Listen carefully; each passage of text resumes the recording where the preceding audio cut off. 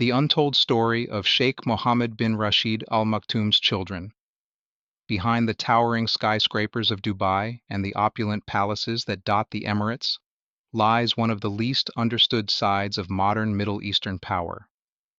While the world marvels at the architectural wonders and global business empire associated with Sheikh Mohammed bin Rashid Al Maktoum, the Vice President and Prime Minister of the UAE and ruler of Dubai, few people truly understand his most personal legacy, his children.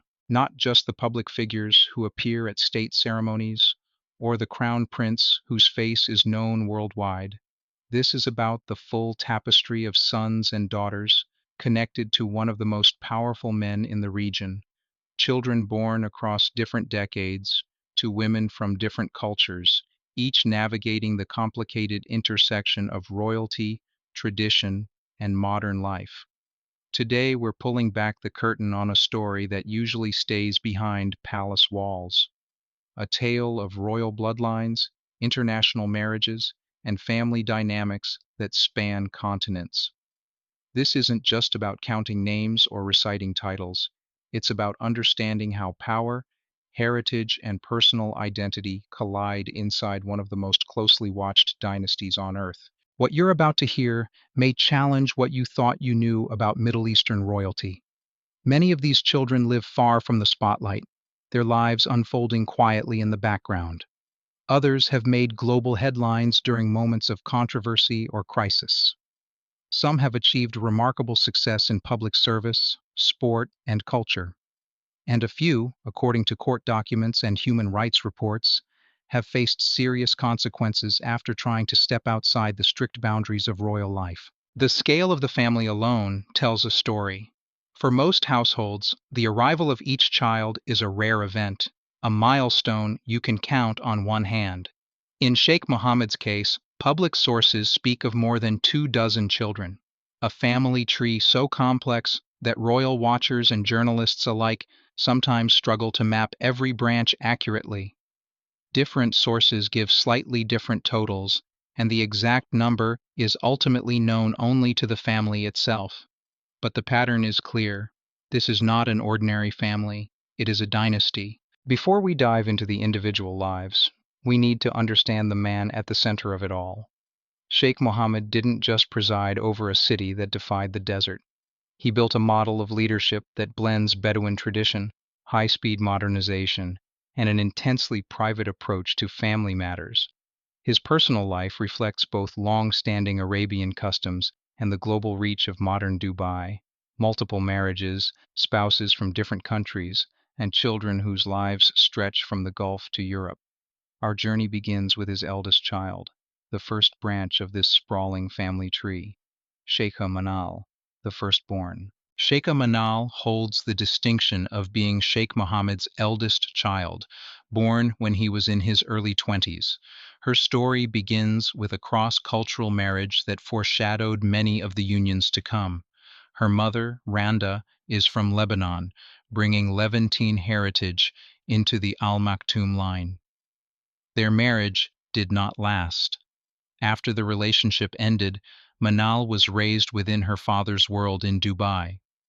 Over the years, Randa has publicly claimed that she was prevented from seeing her daughter again after the separation, a painful allegation that adds a deep emotional undertone to Manal's early years. Whether every detail of those claims can be independently verified or not, what's clear is that Manal's childhood unfolded largely without her mother by her side. What's striking is how she responded to that difficult beginning. Rather than retreat into a purely ceremonial royal life, Sheikha Manal became a prominent advocate for women's advancement. She helped establish and lead organizations dedicated to empowering women in the UAE, providing platforms for entrepreneurship, leadership, and education. In a region where women's roles have often been narrowly defined, she has used her position to push the boundaries of what is considered possible. Her journey tells a quiet but powerful story, a woman who took personal pain, complex family history, and enormous privilege, and channeled them into public purpose. Sheikha Wejdan, the enigmatic sister, The mystery deepens with the arrival of Sheikha Wejdan in February 1979. Here we encounter one of the most private figures in the wider Al-Maktoum constellation. Very little verified information about her mother has been shared publicly. There are no official interviews, no detailed biographies, and only glimpses of her life through occasional social media interactions and family photos. What can be seen is subtle but important. She appears connected to her siblings, acknowledged within the family circle, yet she stays far from media attention. In a dynasty where some names become global brands, Wejdan represents another pattern, the royal child who chooses, or is guided toward, a life lived behind the curtains rather than on stage. In families like this, not every story is written in headlines. Some are lived quietly, in the spaces the public never sees. Houria Ahmed Lamara, the Algerian branch. A major turning point in the family story comes with Houria Ahmed Lamara from Algeria. Her marriage to Sheikh Mohammed brought North African heritage into the bloodline and produced several children who would shape some of the most dramatic and debated chapters in this saga. Their daughter Sheikha Maitha embodies that warrior spirit. Maitha didn't treat martial arts as a casual hobby. She trained seriously, competing at international levels and earning recognition in multiple disciplines.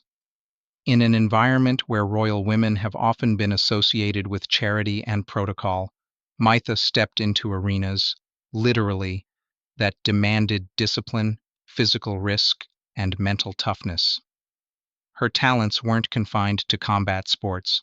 She became an accomplished equestrian and played a key role in organizing women's polo in the UAE. Her team didn't just appear in high-profile tournaments for symbolic reasons, they won, repeatedly.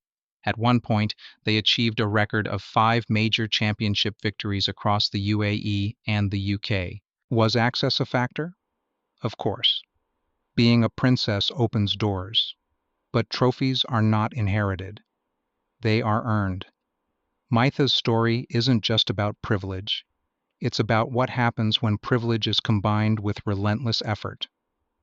Sheikha Hessa, the quiet royal.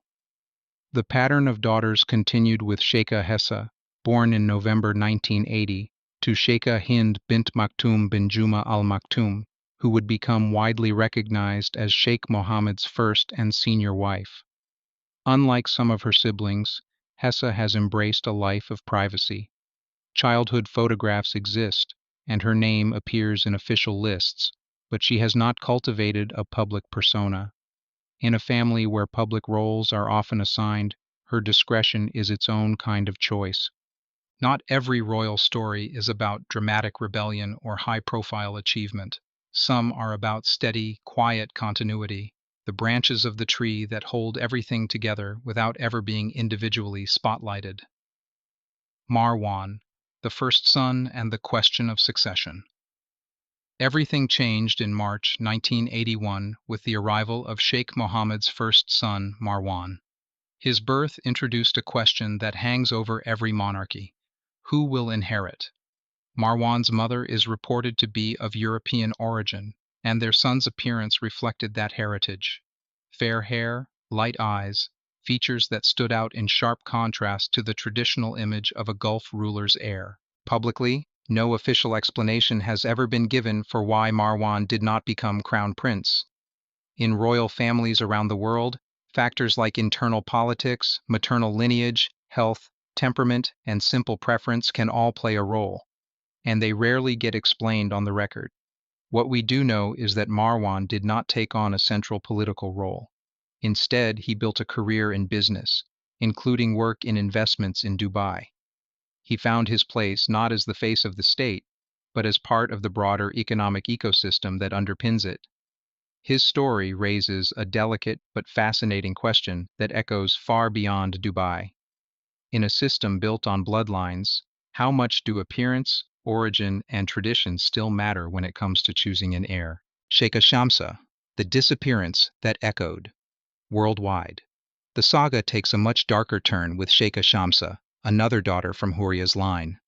In 2000, while staying at a family property in England, Shamsa attempted to break away from her controlled royal life. She left the estate, made contact with people outside the royal circle, and tried to build a different future. According to a later fact-finding judgment by a senior judge in the High Court in London, Shamsa was subsequently abducted from the streets of Cambridge by men linked to her father and forcibly returned to Dubai, where she was kept under restrictions. The court concluded that this sequence of events did occur based on the evidence before it, although the full details of her current situation have never been made publicly clear. For many observers, Shamsa's case was the first time the private tensions inside the Al Maktoum family burst into the open on the international stage. It raised difficult questions about autonomy, control, and what happens when a royal child tries to step outside the script. Sheikh Rashid, the prince who never ruled. Another name that haunts this story is Sheikh Rashid, the second son of Sheikh Mohammed and the eldest son of Sheikha Hind. On paper, Rashid looked like a classic heir apparent. He was athletic, charismatic, and excelled in equestrian endurance racing, a sport that sits at the intersection of tradition, prestige, and physical courage. For years, many assumed he would one day rule Dubai. But something changed. Over time, the formal path of succession moved away from Rashid and toward his younger brother, Hamdan. Rumors circulated about personal struggles, health issues, and lifestyle, but very little was ever confirmed publicly. In 2015, Rashid died suddenly at the age of 33. Official statements attributed his death to a heart attack. For the public, the details mattered less than the feeling. A young man born into immense expectation had his story cut short. A possible future ruler of Dubai was suddenly gone, leaving behind unanswered questions and a deep sense of what if. In a dynasty defined by strength and stability, Rashid's life and death serve as a reminder that even inside palaces, human vulnerability remains. Crown Prince Sheikh Hamdan, the modern heir. If this story has a central modern figure besides Sheikh Mohammed himself, it is Sheikh Hamdan bin Mohammed Al Maktoum, better known to millions as Fazza. Born to Sheikha Hind, Hamdan represents the version of royal leadership crafted for the age of Instagram. But what makes him stand out isn't just his role as crown prince, it's how he uses that role. Hamdan's social media presence is a carefully balanced blend of tradition and modernity. One post may show him reciting or sharing poetry, echoing his father's love of verse. Another might capture him skydiving, cycling, or climbing mountains. One day, he's meeting world leaders. The next, he's photographed quietly spending time with children, animals, or ordinary citizens. It would be easy to dismiss this as public relations. But over time, a pattern emerges. His digital life doesn't just promote Dubai as a city, it builds a relationship between ruler and ruled. He shares vulnerability, humor, and curiosity in a way that feels intentional. If Sheikh Mohammed built Dubai's physical infrastructure, the towers, roads, and ports, Hamdan seems focused on strengthening its emotional infrastructure. The bond between leader and people. The idea that you don't just obey your ruler, you feel like you know him. For the Al Maktoum dynasty, Hamdan is more than just an heir. He is the prototype of what royal leadership has to look like in the 21st century, visible, accessible, and always one swipe away. The two Latifas, culture and rebellion. The narrative takes another dramatic turn when we arrive at the stories of the two Latifas. One Latifa followed a path that aligned closely with her father's public vision. She embraced culture, arts, and equestrian pursuits. She took on official roles connected to Dubai's cultural institutions, appearing at events, supporting creative industries, and helping position the city as a regional hub for art and design. In her, you can see a continuation of Sheikh Mohammed's love for poetry and aesthetics, translated into a more modern, institutional form. The other Latifa became known for a very different reason. In 2018, Sheikha Latifa bint Mohammed, a daughter from Houria's line, attempted to flee Dubai by sea, assisted by friends and foreign nationals. Her own recorded statements before the attempt described feelings of deep restriction and a desire for personal freedom. The escape did not succeed. The yacht was intercepted off the coast of India in an operation involving special forces, and Latifa was returned to Dubai. For a time, she disappeared from public view. International organizations, including human rights groups, raised alarms about her safety and called for proof that she was alive and free. A later UK court judgment accepted that she had been forcibly returned and held under restrictions for a period. More recently, photographs and reports have depicted her appearing in public again, but debates continue over how much autonomy she truly has. Together, the stories of the two Latifas illustrate the tension at the heart of this family. One daughter working within the system to shape culture, another challenging that system at enormous personal risk. Sheikh Maktoum and Sheikh Ahmed, the technocrats. Running alongside these dramatic personal stories is a quieter but strategically critical thread: the technocratic princes. Sheikh Maktoum bin Mohammed, another son of Sheikha Hind, has become a central figure in the UAE's financial and governmental machinery.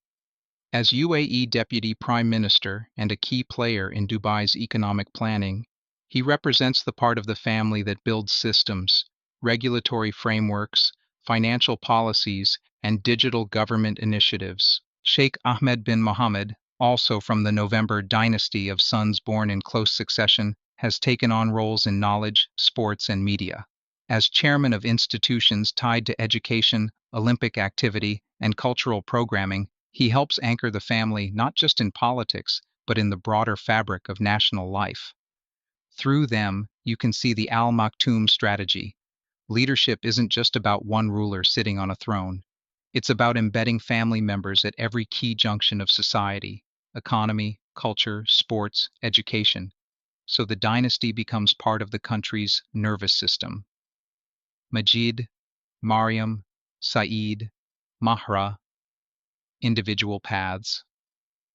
Inside a larger design. Beyond the high-profile princes, other children have carved out distinct identities that reveal the full spectrum of what it means to grow up Al Maktoum.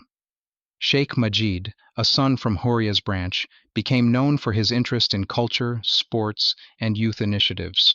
Stories circulate about him making personal choices in marriage that reportedly went against his father's preferences, a reminder that even princes can find themselves constrained by expectations and hierarchy. Sheikha Mariam, linked to the Delilah Alula branch, has embraced equestrian life and family traditions while staying mostly within the boundaries of acceptable royal behavior. She appears at events, honors heritage, and represents a form of loyal individualism, personal passions expressed within a framework set by the palace. Then there is Sheikha Mahra, daughter of Greek-born Zoe Grigorikos. Mahra has become a social media presence in her own right, showcasing both her Emirati and Greek heritage. She often appears with her mother, attends international events, and presents a more cosmopolitan, outward-facing model of young Gulf royalty. Her choices in fashion, public engagement, and personal branding illustrate how new generations of royals navigate global attention while still carrying heavy family names. On the other end of the spectrum is Sheikh Saeed and others like him, royal children who appear only occasionally at weddings, receptions, or official photos. They remind us that not every member of a royal family becomes a symbol or a story. Some remain simply family. Princess Haya and her children. When royal life meets the courts. No modern story about Sheikh Mohammed's children is complete without mentioning Princess Haya bint al-Hussein of Jordan and their two children, Sheikha al-Jalila and Sheikh Zayed. Princess Haya's marriage to Sheikh Mohammed united two major royal houses, the Hashemite Kingdom of Jordan and the ruling family of Dubai. For years, they appeared side by side at global events, charity projects, and sporting competitions. Their children symbolized a powerful alliance between two dynasties. That image shattered in 2019 when Princess Haya left Dubai with the children and sought legal protection in the United Kingdom. The case that followed in London's High Court pulled back the curtain on some of the most private aspects of the Al Maktoum household. In detailed judgments, the court concluded that Sheikh Mohammed had ordered or approved the abductions of Shamsa and Latifa, engaged in a campaign of harassment and intimidation against Haya, and emotionally harmed their children. As a result, the court barred him from direct contact with Jalila and Zayed and restricted his involvement in major decisions about their upbringing. For the first time, a sitting Gulf ruler's treatment of his own children was publicly described and condemned in a Western court. The impact of that judgment goes far beyond one family. It raised fundamental questions about how absolute power interacts with international law and basic human rights. How many children are there really? By the time you tally up the different branches, Randa's line, Houria's line, Hind's line, Delilah's line, Zoe's line, Princess Haya's line, and others mentioned in various public records, you end up with more than 24 sons and daughters. Some sources say 26, others suggest slightly more. The exact total and the full list of names is something only the family can definitively confirm. What matters more than the precise number is what these lives represent. From Sheikha Manal's work in women's empowerment to the mysterious fate of Shamsa, from Crown Prince Hamdan's poetic leadership to the tragic early death of Sheikh Rashid, from Latifa's desperate escape attempt to Mara's cross-cultural public life, this family embodies the collision between ancient tradition and 21st century reality. Some of Sheikh Mohammed's children have turned their extraordinary circumstances into vehicles for public service. Others have seemingly paid a heavy price for seeking basic personal freedoms. Still others have found quieter paths, honoring their heritage while trying to live as authentically as possible inside a system that leaves very little room for ordinary choice. What this family tree really tells us. The Al Maktoum family tree may be one of the most complex royal dynasties of our time, spanning continents, cultures, and generations. But behind the titles, palaces, and court judgments lies something deeply human. A group of sons and daughters born into a life they did not choose, trying in different ways to make that life their own. The untold story of Sheikh Mohammed bin Rashid Al Maktoum's children isn't just a catalog of names. It's a lens on power, control, love, loyalty, and the universal search for freedom, all playing out under the brightest possible spotlight. The full truth about this remarkable family may never be completely known, but one thing is certain. The next generation of Al Maktoum royals will continue to shape not only Dubai's future, but also the world's understanding of what it means to be royal in an age where no secret stays hidden forever.